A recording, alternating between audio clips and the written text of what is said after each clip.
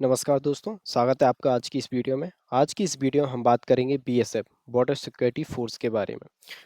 BSF ने लगभग 1121 पदों पर वैकेंसियां निकाली हैं। यदि आप किसी भी सरकारी नौकरी की तलाश में हैं तो आपके लिए एक अच्छा अवसर हो सकता है। बीएसएफ ने हेड कांस्टेबल रेडियो ऑपरेटर और हेड कांस्टेबल रेडियो मशीन के पदों पर भर्तियां निकाली हैं, जिसका पे लेवल 4 रहेगा, जिसमें आपकी सैलरी 25,500 से लेके 81,000 तक रहने वाली है, एज पर 7th सीपीसी के अकॉर्डिंग। इसके बाद अदर अलाउंसेस भी रहेंगे, जैसे DNS allowance, ration money allowance, dress allowance, कई प्रकार के allowance, free uniform, free accommodation, HRA, transport allowance, कई प्रकार के अलाउंस रहने वाले हैं। मतलब कहेंगे तो एक अच्छी खासी सैलरी आपकी बनेगी। उसके बाद बात करें तो हम इसकी वैकेंसी टाइम के अकॉर्डिंग वेरी कर सकती हैं, कम ज़्यादा हो सकती हैं वैकेंसी। इसके बाद हम बात करें इसकी रिक्रूटमेंट प्रोसेस क्या रहेगी। इसकी रिक्रूटमेंट प्रोसेस में सबसे पहले फर्स्ट पेज रहेगा, जिसमें आपका फिजिकल रहने वाला है, जिसका एडमिट कार्ड जो है वो आपके एक फिजिकल की जो डेट रहेगी उससे 3 दिन पहले बीएसएफ की वेबसाइट पर आ जाएगा। इसको क्वालिफाई करने के बाद जो स्टूडेंट इसको क्वालिफाई करेंगे वो ही सेकंड फेज में अपियर होंगे, जो कि सीबीटी कंप्यूटर बेस्ड एग्जामिनेशन होने वाला है, second page computer based test. इसका एडमिट कार्ड भी आपको 3 डेज पहले एग्जाम डेट से बीएसएफ की वेबसाइट पर मिल जाएगा। उसके बाद कंप्यूटर बेस्ड जो टेस्ट आपका रहेगा उसकी आंसर की है 3 से 4 डे के अंदर उसकी बीएसएफ की वेबसाइट पर आ जाएगी। इसके बाद आपका थर्ड पेज रहेगा। थर्ड पेज में आपका डॉक्यूमेंट वेरिफिकेशन है डायरेक्ट।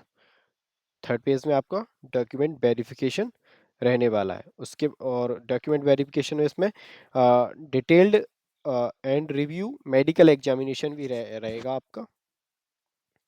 इसके बाद आपकी फाइनल मेरिट लिस्ट बनेगी, फाइनल रिजल्ट आएगा। फाइनल रिजल्ट किसके अकॉर्डिंग रहेगा, मतलब सेपरेटली रहेगा। हेड कांस्टेबल रेडियो ऑपरेटर और हेड कांस्टेबल रेडियो मशीन वाला, दोनों का सेपरेट जो मेरिट लिस्ट है वो जारी होगी। जो आपका हेड कांस्टेबल रेडियो ऑपरेटर है उसका जो कट ऑफ रहने वाला है वो आपका सीबीटी एग्ज़ाम 200 मार्क्स का रहेगा और डिक्टेशन रहेगी 50 मार्क्स की। इन दोनों को मिला के आपका 250 मार्क्स का रहेगा, इसमें से कट ऑफ बनेगा आपका। और जो हेड कांस्टेबल रेडियो मशीन का है उसका कट ऑफ 200 मार्क्स जो सीबीटी एग्ज़ाम रहेगा उसमें से बनेगा।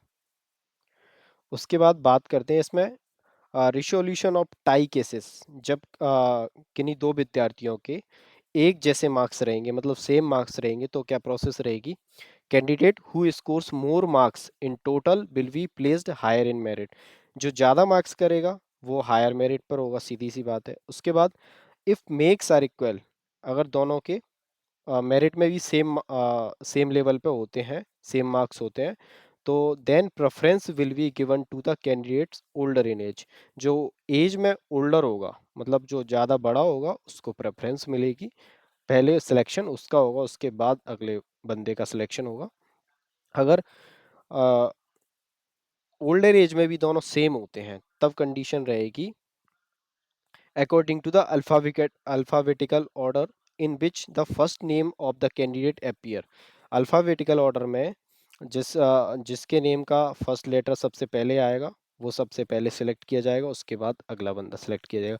और उनका ये नेम भी सेम होता है, अल्फ़ाबेटिकल ऑर्डर में भी नेम सेम होता है। तो फिर candidate who scored more marks in aggregate physics chemistry and maths में 12th में, जो कैंडिडेट ज़्यादा स्कोर करेंगे उनको पहले प्रेफरेंस दी जाएगी। इस प्रकार से ये सेम मार्क्स होने का क्राइटेरिया रहेगा। उसके बाद एकेडमिक क्वालिफिकेशंस क्या रहने वाली हैं आपकी इसमें। हेड कांस्टेबल रेडियो ऑपरेटर के लिए 12वीं पास होना चाहिए। 12वीं पास भी फिजिक्स केमिस्ट्री मैथ से होना चाहिए और जिसमें भी 60% आपका मार्क्स होना चाहिए फिजिक्स केमिस्ट्री मैथ्स में।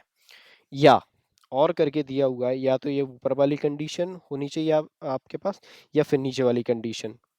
नीचे वाली कंडीशन में 12th पास और 2 ईयर का आईटीआई डिप्लोमा आपके पास होना चाहिए, वो रेडियो एंड टेलीविज़न में, या इलेक्ट्रॉनिक इंजीनियरिंग, या computer operator and programming assistant का diploma COPA, data preparation and computer software, या जनरल इलेक्ट्रॉनिक्स इंजीनियरिंग में डिप्लोमा, या data entry operator from a recognised institute.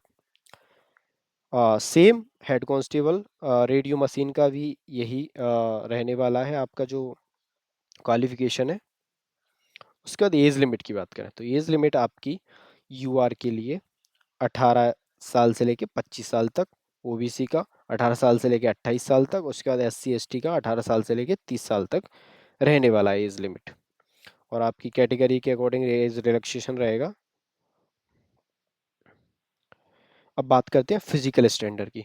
Physical standard में फॉर मैन के लिए 168 सेंटीमीटर हाइट रहने वाली है जो मैक्सिमम रहेगी।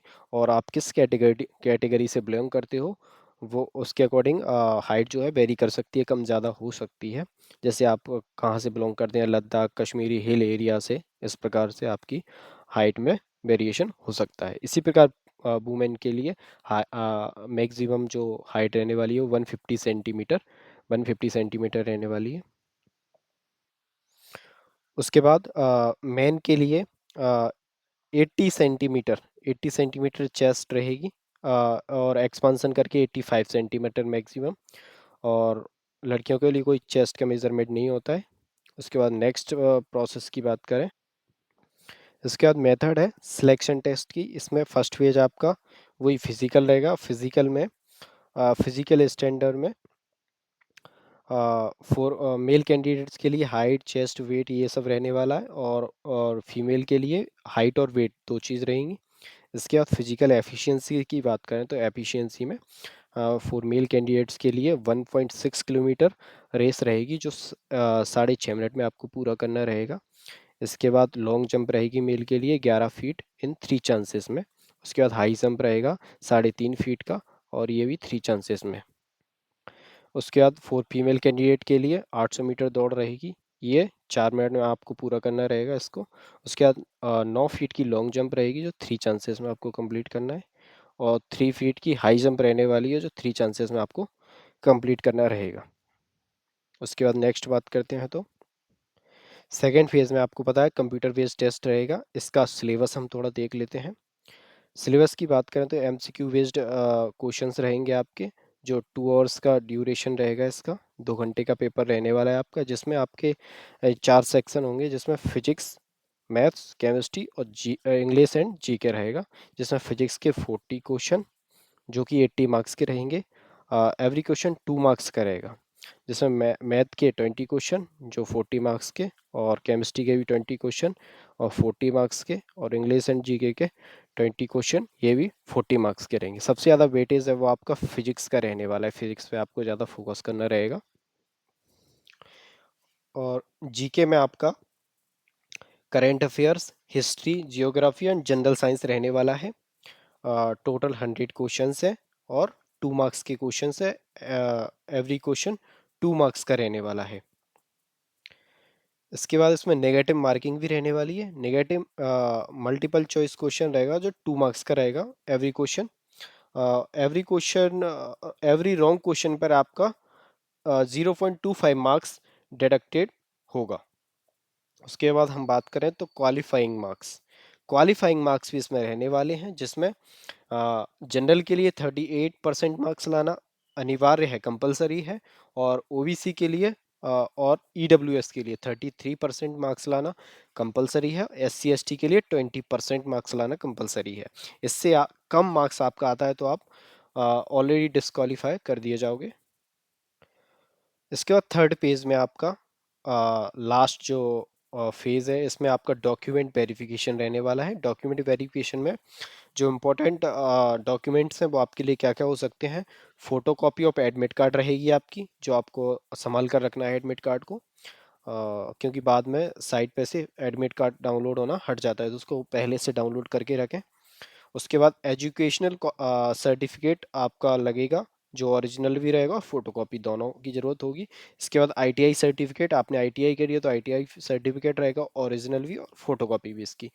उसके बाद बर्थ बर्थ सर्टिफिकेट भी आपका रहने वाला है, और EWS income and asset certificate, और ओबीसी सर्टिफिकेट, और एससी एसटी सर्टिफिकेट, आप जिस भी कैटेगरी से हैं उसका सर्टिफिकेट आपको वहाँ डॉक्यूमेंट वेरिफिकेशन के टाइम पर लगेगा। दोस्तों इसके फॉर्म अभी भरे जा रहे हैं। इसकी फॉर्म भरना स्टार्ट हो चुके हैं। 23 अगस्त से फॉर्म भरना स्टार्ट हो चुके हैं, और इसकी लास्ट डेट आपकी 23 सितंबर रहने वाली है। लास्ट डेट 23 सितंबर, इसको ध्यान में रख के फॉर्म भरें। और मेरे ख्याल से तो लास्ट डेट का वेट ना करें, जितना जल्दी हो सके फॉर्म भर दें। बाद में सर्वर डाउन हो जाते हैं तो आपको परेशानी हो सकती है। तो कृपया करके जितनी जल्दी हो सके फॉर्म को फिल कर दें। आपके लिए एक अच्छा मौका है, यदि आपके पास 12th में फिजिक्स केमिस्ट्री मैथ से 60% है तो आप इसका फॉर्म जरूर अप्लाई करें। बहुत कम कंपटीशन रहने वाला है, क्योंकि हर किसी के पास फिजिक्स केमिस्ट्री मैथ से 12th नहीं होता है, और 60% मार्क्स जो हैं इसमें कंपलसरी है 12th क्लास में। और इसकी फ़ीस जो है, फ़ीस की बात करें तो फ़ीस इसकी मात्र 150 रुपी, 150 रुपी इसकी फ़ीस रहने वाली है आपकी। 150 रुपी इसकी इसका चार्जेस रहेगा। और फीमेल्स के लिए सबसे अच्छी बात करें तो फीमेल्स के लिए टोटली फ्री है इसका फॉर्म फिल करना। फीमेल्स के लिए टोटल फ्री है, फीमेल कैटेगरी के लिए टोटल फ्री है, कोई भी चार्ज आपका फॉर्म भरने के लिए नहीं लगेगा। तो फीमेल्स तो इसमें ज़रूर अप्लाई करें, क्योंकि आपका कोई चार्ज भी नहीं लगने वाला है। एग्ज़ाम देना है तो दीजिए, नहीं देना है तो कोई बात नहीं। और बॉयज़ भी इसका फॉर्म जरूर भरें, एक अच्छा ऑप्शन है। वैकेंसी भी अच्छी खासी इसमें 11 से 21 वैकेंसी है आपके पास, जो एक अच्छी खासी वैकेंसी होती है किसी भी कॉम्पिटिटिव एग्ज़ाम में। सरकारी नौकरी का आपके पास एक अच्छा अवसर है। इसकी जो सैलरी है वो भी बहुत अच्छी खासी है आपके पास। 50 से 60 थाउजेंड अप्रोक्स आपकी सैलरी रहने वाली है। और एक बीएसएफ बॉर्डर सिक्योरिटी फोर्स एक अच्छी फोर्स है जो बॉर्डर पर हमारी सुरक्षा करती है। आप ये अच्छा अवसर है आपका अ, देश सेवा करने का। दोस्तों वीडियो अच्छी लगी हो तो वीडियो को लाइक और चैनल को सब्सक्राइब करना ना भूलें। ऐसी इन्फॉर्मेटिव वीडियोस मैं आपके लिए बनाता रहूँगा। किसी भी आप गवर्नमेंट एग्ज़ाम की तैयारी कर ही रहे होंगे तो आपको जानकारी टाइम पर मिलती रहेगी। इसके लिए आप बेल आइकन को ज़रूर प्रेस करें। धन्यवाद।